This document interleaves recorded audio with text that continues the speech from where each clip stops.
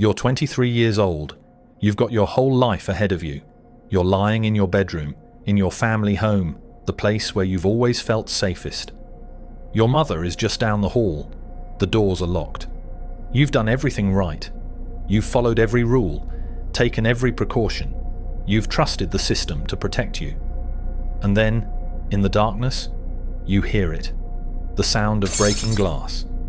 Footsteps. Someone who should never have been able to reach you has found you anyway. This is the story of Celeste Manno. And this is the story of how badly we failed her. Let's go back to the beginning. Melbourne, Australia, 2019. Celeste Manno was everything you'd want in a young woman building her future. At 23, she was smart, kind, loved by her family and friends. She worked at a call centre, not glamorous work, but honest work. She was saving money, making plans, living her life. And then she met Luai Sarko. Sarko was a new employee at the same call centre. Their interaction was brief, just colleagues in passing. But for Sarko, something clicked in his mind. Something dark. Something obsessive. He became fixated on Celeste in a way that went far beyond normal attraction. When Sarko was fired from the call centre in 2019, you'd think that would be the end of it. Celeste probably breathed a sigh of relief. Maybe she thought, well, at least I won't have to see him anymore. But it wasn't the end. It was just the beginning. What happened next is the stuff of nightmares. Sarko didn't just develop a crush. He developed an all-consuming obsession. He began stalking Celeste with a determination that was absolutely chilling. Think about your own social media for a moment. The places you check in, the photos you post, the little details you share about your daily life.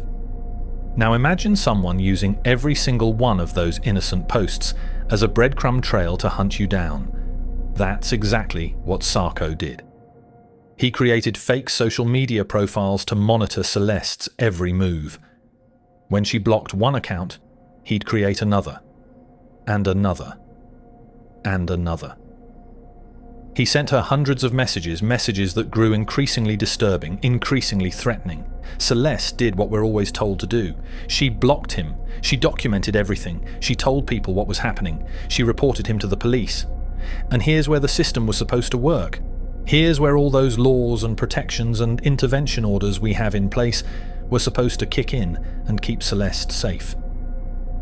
She obtained an intervention order against Sarko. It was official, legal. On paper, he was required by law to stay away from her.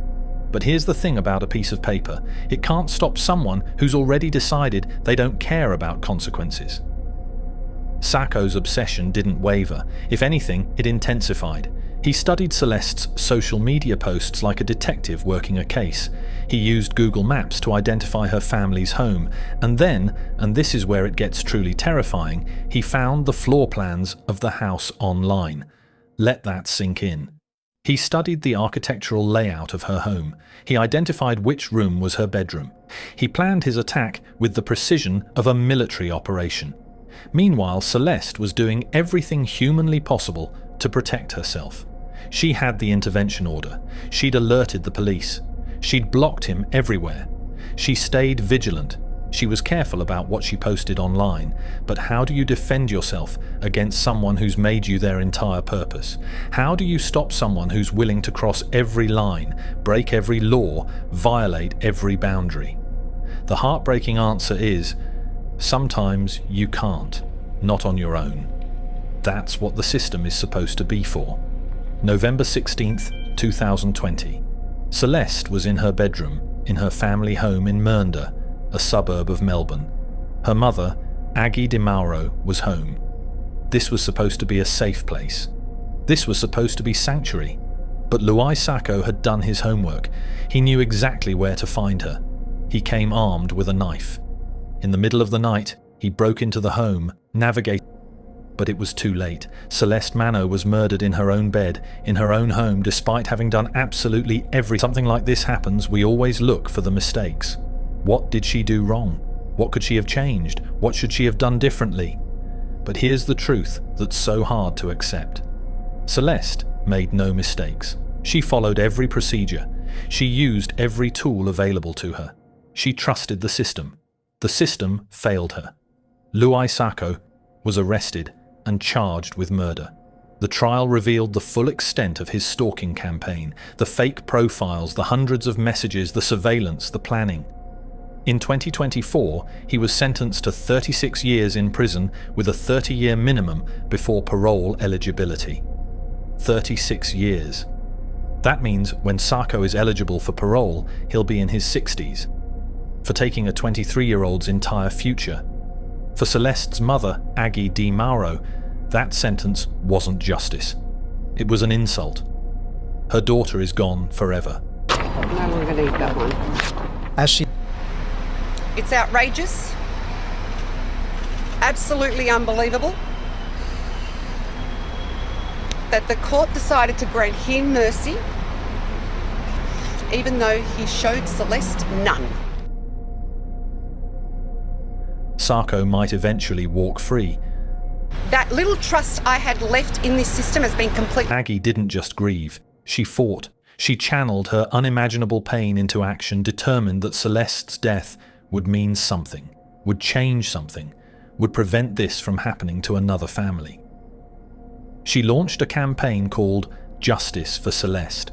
She created a website, started a petition, and began advocating for concrete legal reforms. Her demands are clear and powerful.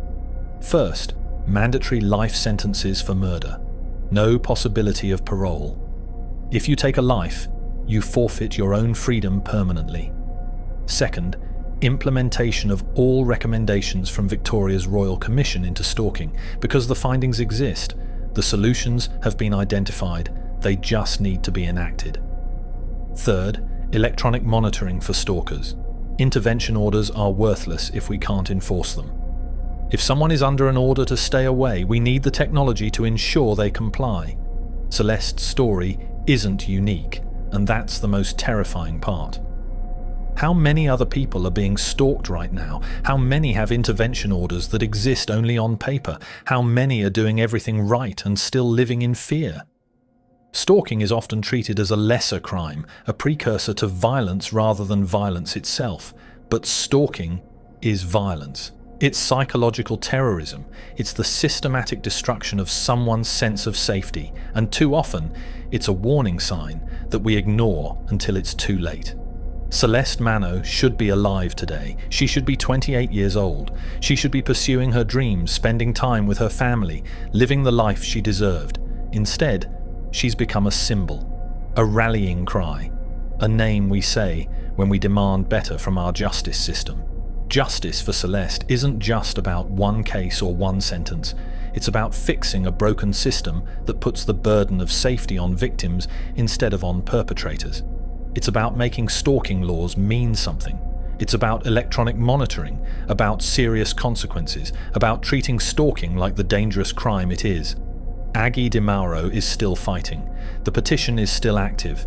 The website justiceforceleste.com is still calling for change. Because this isn't just about remembering Celeste, it's about protecting the next person, and the next, and the next.